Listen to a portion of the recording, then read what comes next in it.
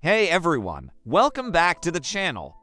Have you ever felt like you're just one step away from a major breakthrough, but something is holding it back? You pray, you hope, but the miracle you're so desperate for just seems out of reach. Well, what if I told you that miracles don't just happen randomly? God responds to faith, and many of us are closer to a miracle than we realize. The problem isn't that God has stopped working His power.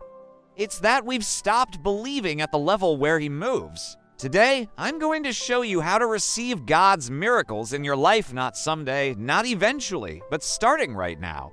Let's dive in. The first key is understanding this. Miracles begin where human ability ends. God does not perform miracles in areas where you still trust your own strength, your own connections, or your own bank account. Think about it. Think of Moses at the Red Sea, with the entire Egyptian army behind him and an impossible body of water in front. Human ability had run out. That's when God parted the waters. Think of Elijah and the widow who only had enough flour and oil for one last meal. Her resources were finished. That's when God stepped in and made her supply last for years. Or think of the woman with the issue of blood. She had spent all her money on doctors, and nothing worked. She had reached the end of her own efforts. Every single miracle in the Bible begins at the point where someone finally says, "Lord, if you don't do this, it will not be done."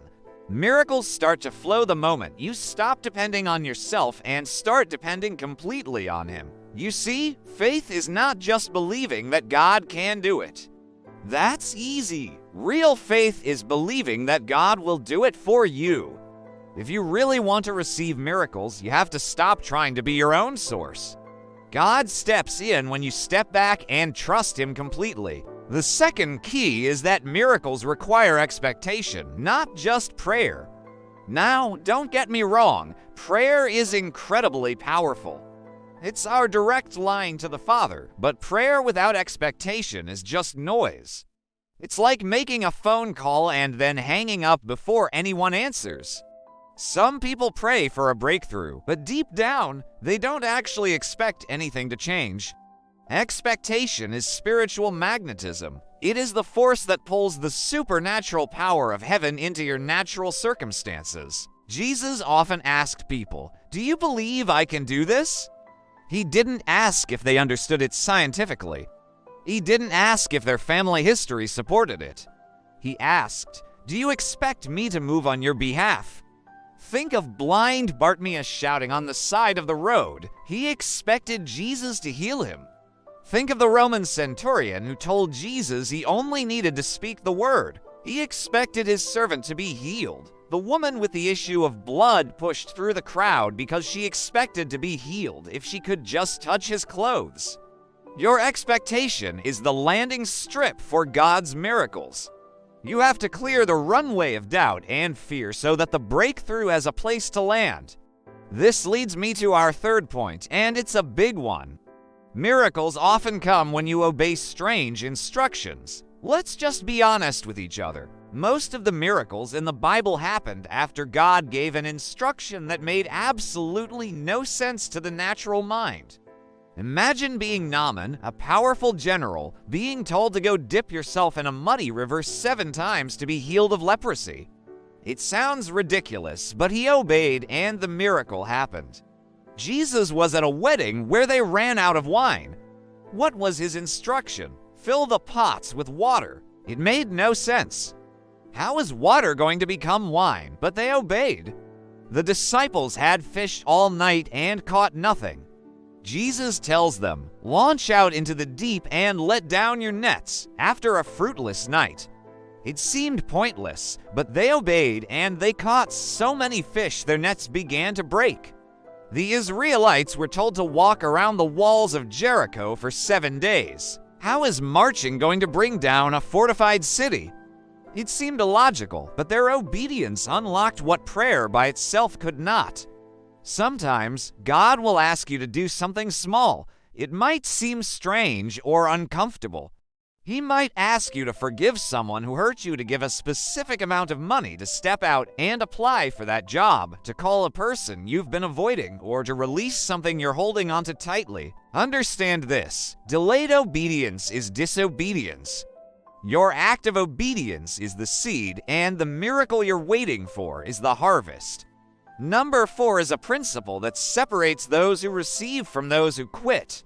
Miracles flow where there is persistent faith. Some people give up way too quickly. They'll pray once or twice, and when nothing happens by the next day, they just shrug and say, "Well, I guess it wasn't meant to be." But if you look at Scripture, every major miracle came after persistent, stubborn faith. Elijah prayed for rain not once, not twice, but 7 times before he saw a cloud. Daniel prayed and fasted for 21 days before the angel broke through with his answer. Jesus told a parable about a persistent widow who kept knocking until the unjust judge gave her what she wanted. Abraham waited 25 years for his promised son. Joseph waited 13 years in a pit and a prison. David was anointed king and then waited 15 years running for his life before he sat on the throne. Persistent faith says, "I'm not moving until God moves. I'm not giving up on this promise." God isn't testing your strength in the waiting. He's expanding your capacity to receive the great things He has for you. Most people lose their miracle in the waiting season. Real faith is revealed when the answer is delayed. So keep praying, keep trusting, keep expecting. Finally, number 5, miracles are activated by your words. Your mouth is a gate. It can be a gate for blessings to flow in, or it can be a gate for doubt and negativity to take over. What you speak, you invite into your life. You cannot pray for a miracle in the morning and then spend the rest of the day speaking doubt and defeat. It cancels out your faith. You have to align your words with your prayers. Speak life over your situation. Speak healing over your body. Speak open doors over your career.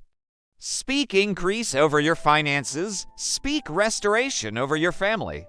You have to speak what God said in His Word, not what fear is whispering in your ear. The book of Proverbs says, "Life and death are in the power of the tongue." Your miracle needs the right atmosphere to manifest, and your words create that atmosphere. Let's close with a prayer. Father, in the name of Jesus, I pray for every single person listening to my voice right now. Let their faith rise like never before. I speak to every closed door in their life and command it to be opened.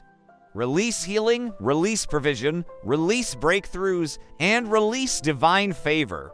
Let miracles, signs, and wonders begin to flow in their life starting right now. Amen. Listen, if you are believing God for a miracle in your finances, your health, your family, or your destiny, I want you to do 2 things.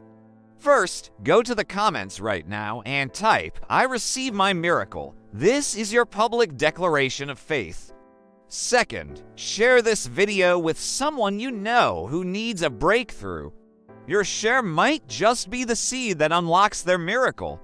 And if you want more powerful teachings like this, make sure you subscribe to the channel and turn on your notifications.